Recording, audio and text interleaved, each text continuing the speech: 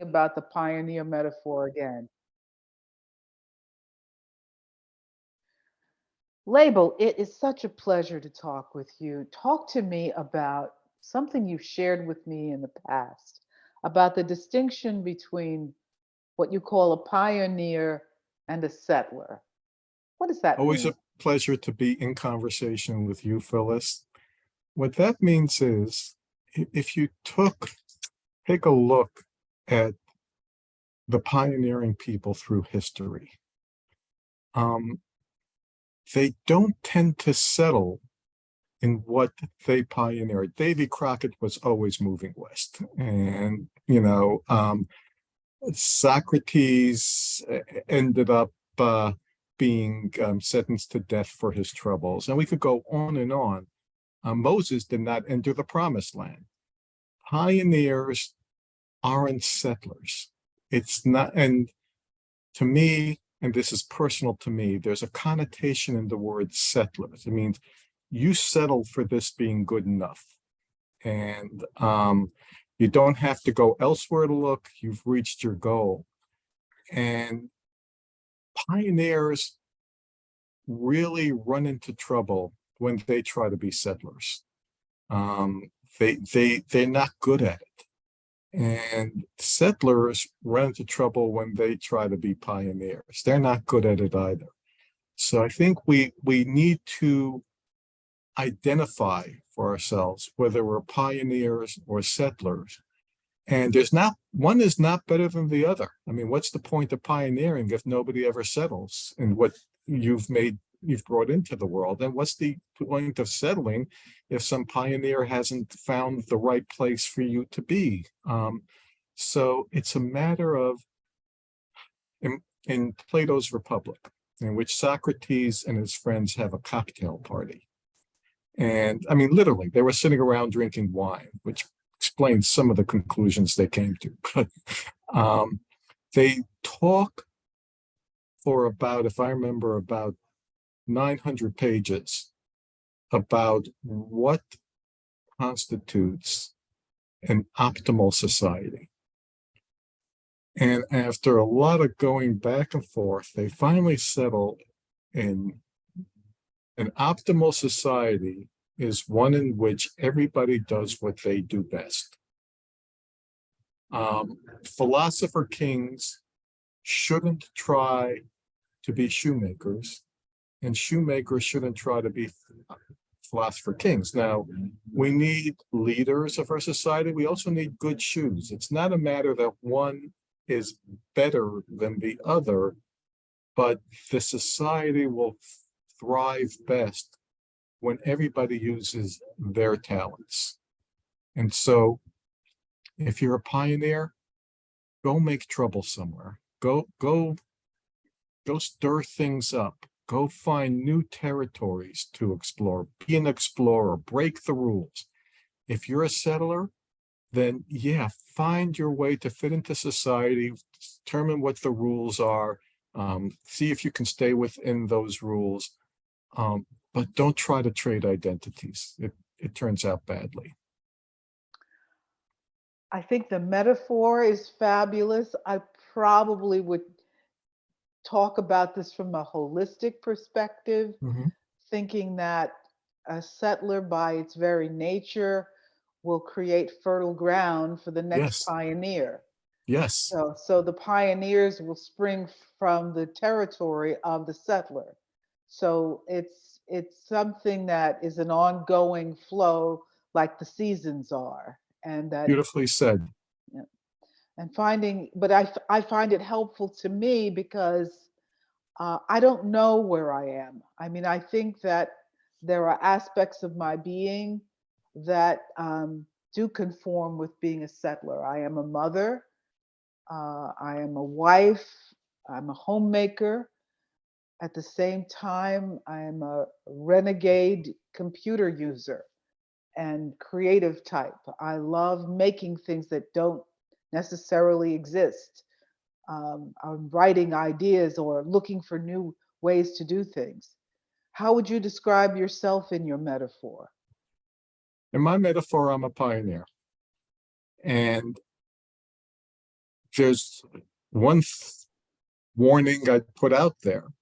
Pioneers do not lead easy lives, and they're not often appreciated in their lifetimes, which is fine, which is absolutely fine. But I chafe at rules. I chafe at having options narrowed down. To me, I like options to explode and create new options, and in a flow of constant creativity. I don't necessarily, I mean, I enjoy people who ask why and give us new insight into why, settled facts are the way that they are. But I really, really identify with people who ask why not. Hmm. And so I think that's the nature. But I heard you a bit, Phyllis, compartmentalizing your life. There are these different cubby holes. Do you find, though, that you bring talents from one element of your life into other elements of your life? Absolutely. I think motherhood has altered my view of almost everything and informed better actions as a result of experiencing motherhood and the miraculousness of motherhood every day, even though my child is no longer a child at this point. There are miracles constantly every day. And it's made me compassionate, um, more open to other people's differences. Because if any parent knows that you think you know this person that you brought into the world, but they surprise you all the time. And that, I think, helps you be a better human. Mm-hmm. I don't think you have to be a parent. That's another pioneer idea that I have. I think, in Mm-hmm. fact, not everyone should be a parent, but that's a whole other conversation. Um, yeah, no, other areas of my life, whereas my professional life in broadcasting, having to think quickly to tell a story, having to work under extraordinary pressure in short periods of time. I think that helped my parenting in some way. Mm-hmm. So Absolutely. yeah, that life has worked. I want to just stay in this conversation though, which is looking at your metaphor and then asking about us because we're engaged in this thing called conversation. Now, why is conversation useful to you? What is it that conversation brings for you? When I was 60 years old, when I turned 60, I made a list of the 10 most important things I've learned in my life to that point. And either number one or number two, I don't remember, was that I've learned more from people who disagree with me than from people who agree with me. Mm. Conversation allows me insight into what I don't know, and how other people view it. Even if I think I know it, getting different views of it, it opens me up. And sadly, I don't find myself having much conversations anymore.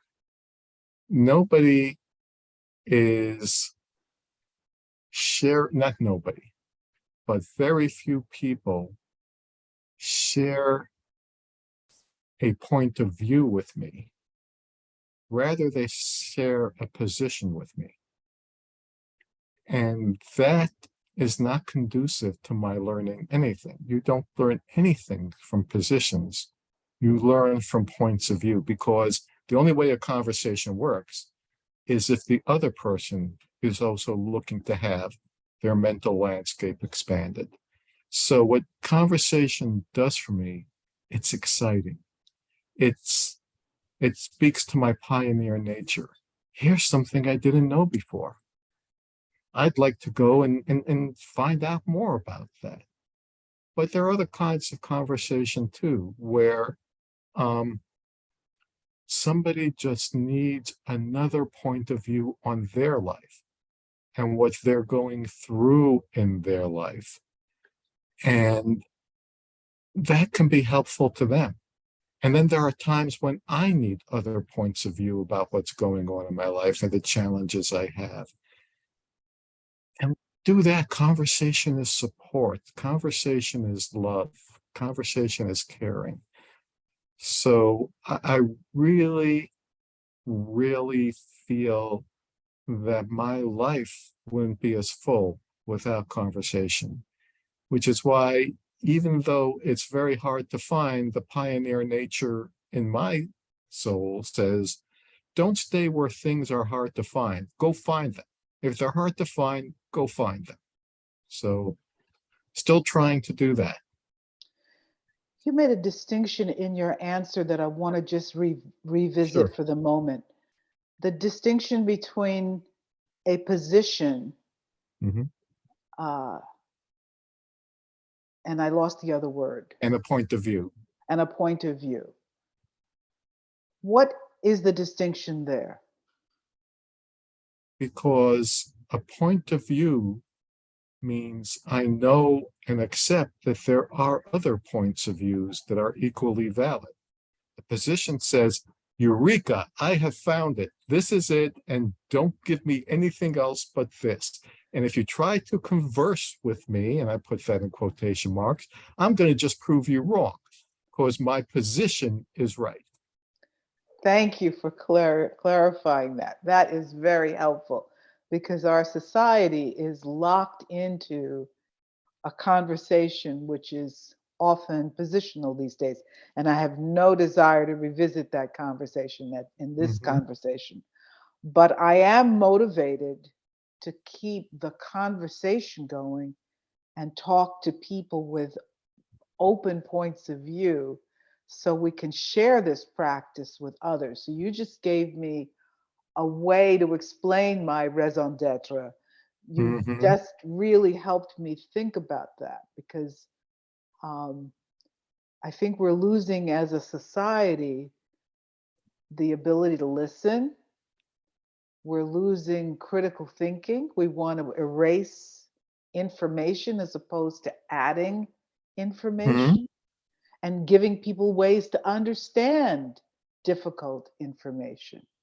What can you share, Phyllis, about your work that are your tools to do that, to open people up, to make them amenable to other points of view?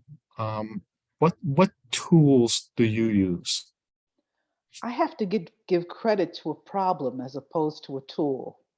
Okay. I think in my life, I've experienced in so many instances, not being listened to, not being Ah, heard, that I became sensitized to what it means to not be heard. So for ah, me, it's very important, even if I disagree with you, to listen to you. Now, that doesn't mean I will listen to someone who is abusive to me, but I am open to listening to even the most opposite, distant viewpoints from mine because I have experienced being shut down, discounted, um, marginalized, uh, not because I'm such a victim, no, but because I think even you can probably relate to how being even a young person, sometimes older people will just dismiss your mhm, idea. It's not just the mhm. African American experience for me, but Sure. all of the, experience as a woman when I may have had insight into solving a problem and a man Mhm, would just dismiss mhm. that input. So all of those configurations have contributed to me being compassionate about listening and asking again, Oh, you and just use such a key word, compassion. I think of the Hindu saying, Tattva Matsam, you are that. What you think is the other is you.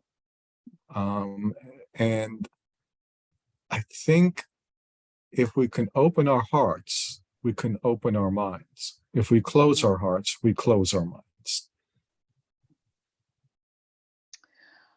I wrote an article recently that is in alignment with that. And it's an article about how do we follow our hearts if we don't understand the language of the heart. Ah, So combined with listening skills, it's also necessary to learn or listen to the cues, one of your words, mm-hmm. for someone else's heart. You know how we take a Yes. stethoscope and we listen Mm-hmm. to hearts, doctors do that. I got a rudimentary set of skills, but one where I work to listen to the heart of the other person. So if you're talking to me about apples and oranges, but I feel deep down you really want to talk about Tonka trucks, Mm-hmm. there's a part of me that hears there's something else there. And to keep going further and further and asking. So the process of inquiry and listening is crucial. Um, I don't So, necessarily know everything from the first answer. I don't know everything from the last answer, but I have the practice of asking. that's key. That's one of the reasons I call you the Socrates of our times. A man once went to the Delphi Oracle. Okay, asked Apollo, "Who's the wisest person on earth?" And Apollo answered, "Socrates." Usually, the answer came from the oracle in riddles and that kind of thing. This was a flat out Socrates. So the man went to Athens, sought out Socrates, and told him what had happened and said, "Why are you the wisest man on earth?" And Socrates says, "Damned if I know." One thing, he said, one thing might be the key to it. I know what I don't know. Mm. And I think that is the key to it. It's knowing that you don't know things. But I want to, what you just laid out about what you've learned about how to listen and how to be heart to heart. I heard a story that after the Buddha went through his enlightenment under the Bodhi tree, he spent 7 weeks under the tree trying to figure out what had happened. And on the 49th day, he stood up and he looked at the tree and looked around and said, "This cannot be taught." And still, the gods and all the powers of the universe begged him to go teach it. And out of compassion, he went and tried to teach it. What you have learned about listening, the tools and the skills of listening, what you have learned about the tools and the skills of compassion, is it teachable? Is it something you can give us, Phyllis? I cannot take this role that you have positioned me into as the teacher of this. What I can say from a humble place is that I hope our conversation or conversations will be useful to others. It's a wish that by practicing and being caught, maybe sometimes I will not do it as perfectly as I would like. But even in that, it will help others consider their own pursuit of truth, their own pursuit of their own inner truth, and they're listening for others. Now, I have benefited from being in all the conversations with you. Um, you are someone who through a miracle, and we've already talked about this miracle of Mm-hmm. how we've met. Mm-hmm. People will have to look at other shows perhaps to find that story. But you came in this miracle and you demonstrated all of this understanding, the ability to share with humility, the ability to pause and think, the ability to ask key questions, and to tell your own story in a way that creates change. Your writings create change. I learned about the Lamed Vav from you. Now, maybe there are a few million people or a few thousand people, I don't know, who know what the Lamed Vav was, but I didn't know. But the way you told me has made me pay attention to other examples. And I get richer when I talk to you. I don't walk away feeling poorer. One more thing. There was a writer named, or there is a writer named Martha Beck, I met years ago. And she had a simple formula. She said, when they asked her, how do you know something is good for you or not? She says, when you are close to it, if you feel warm, go towards it. If you feel cold, It's back great. away. It's great. And that is, when I'm in your presence, I notice my energy is good. I notice I feel heard. I feel something is going to happen. Something good is going to be born out of the conversation. I don't know. It's not, it may not be, but there's always that potential when I'm talking to you. And so And you nobody do brings this. that out like you, Phyllis. I'm not just trying to hand out compliments. I'm speaking truth here. And what you give me the space to do, and a lot of people don't like it, is to use my superpower. And my superpower is the the uh, the tool that I use is I confuse people.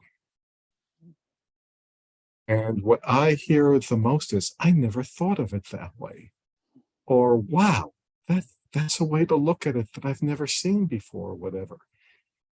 And it's because I'm willing to break rules and break barriers. But I confuse people, and that is a benefit. You get interviewed by so many people who just want to put you in a box, put the barcode on you, and okay, so what is it that you do? And if you were going to give people the essence or whatever, what is? And I tell them straight out, they refuse to accept it. They're trying to put me in a box. I once wrote a children's story for adults called No. Milton. Milton discovers his verb. And it's about a man who wakes up one morning and he wakes up and he's in a magic box. And he talks to different people during the day. And depending on the relationship they have, a different label shows up on his box. So when he speaks to his kids, the label dad shows up there. When he speaks to his manager, the label employee shows up there. And he tries to, he decides he's going to go to the doctor to find out what he can do to get out of this box. And the doctor diagnoses him with runaway noun syndrome, which is we try to objectify people. We try to make them a person, place, or thing rather than a becoming or a dynamic force.